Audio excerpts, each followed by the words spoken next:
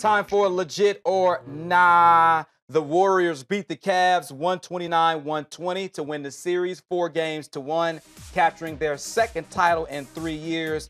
Kevin Durant played a huge role, winning Finals MVP. So, Dylan, legit or nah, the Warriors are a dynasty.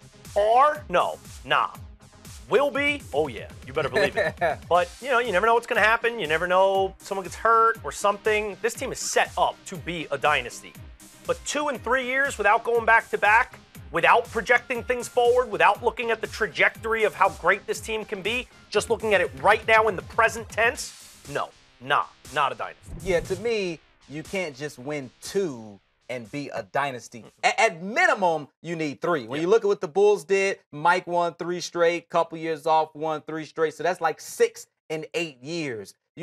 3 out of 4. If they do this again next year and 3 out of 4, I think we could put them in a dynasty conversation. Because within that time, you'll look at a 73-win season, a 16-1 postseason, 3 and 4 years, beating at least twice one of the greatest players of all time in LeBron James and thwarting his cause for more rings. Then we're talking. Even just one more, we're talking. But you can't assume one more, even though we just talked about it off camera. I mean, there's no stopping this team. It looks pretty good. Unless there's a major movement with the Cavs getting Paul George, with the Spurs getting Chris Paul, unless there's a major pendulum to swing within this league.